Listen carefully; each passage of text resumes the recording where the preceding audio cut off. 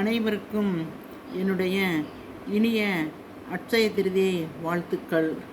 இந்த அட்சய திருதியை நாளிலிருந்து உங்கள் அனைவருக்கும் பொன்னும் பொருளும் பெற்று உங்கள் இல்லங்களில் சந்தோஷம் நிரம்பி வாழ அனைவரையும் அன்புடன் வாழ்த்துகின்றேன். அட்சய திருதியை என்பது ஒரு நல்ல சிறந்த நாளாகும். இந்த நன்னாளில்தான், இந்த அட்சய திருதியை நன்னாளில்தான் குசேலன் என்பவர் கண்ணபிரானை கிருஷ்ணரை பார்க்க சென்று, தன்னுடைய நண்பரான கிருஷ்ணரை பார்க்க சென்று மிகுந்த செல்வ செழிப்பை பெற்றார்.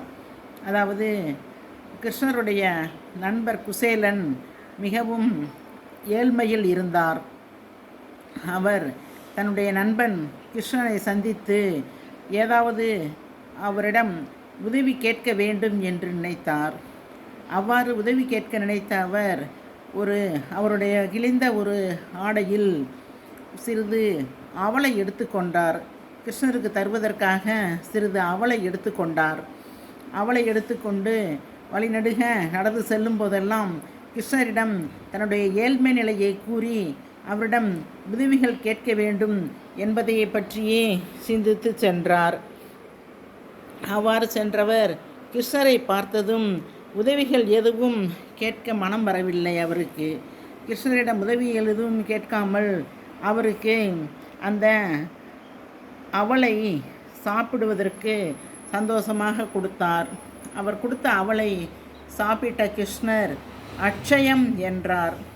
அவர் கிருஷ்ணர் வாயிலிருந்து அட்சயம் என்று வந்தவுடன் குபேரருடைய குசேலனுடைய குடிசை மாளிகையானது. இவ்வாறாக குசேலருக்கு குபேர சம்பத்தை கொடுத்த கிருஷ்ணர் அட்சய திருதி நாளன்று தான். ஆகவேதான் அட்சய திருதி நாளன்று ஒரு குண்டுமணி தங்கமாவது வாங்க வேண்டும் என்று மக்கள் ஆசைப்படுகிறார்கள். அன்று சிறிதளவேனும் ஒரு குண்டுமணி அளவேனும் தங்கம் வாங்கினால் தங்கள் இல்லங்களில் வாழ்நாள் முழுக்க தங்கம் பெருகும் என்பது மக்களுடைய ஒரு நம்பிக்கை. தங்கத்தில் மகாலட்சுமி குடியிருப்பதாக நினைக்கப்படுகின்றது. மகாலட்சுமி தாயார் அவர்கள் தங்கத்தில் மட்டும் குடியிருக்கவில்லை. அவர் கல்லுப்பு, மஞ்சள், அரிசி ஆகிய பொருள்களிலும் வாசம் செய்கிறார்.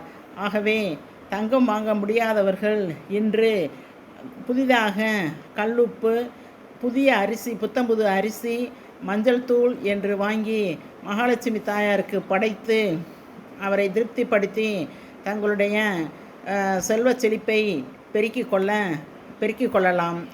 இவ்வாறாக அட்சய திருதியை அனைவரும் சிறப்பாக கொண்டாட என்னுடைய அன்பு வாழ்த்துக்களை தெரிவித்துக் கொள்கின்றேன். என்னுடைய இந்த செய்தி துணிகள் என்ற சேனலை அனைவரையும் சப்ஸ்கிரைப் பண்ணும்படி தாழ்மையுடன் கேட்டுக்கொள்கின்றேன்.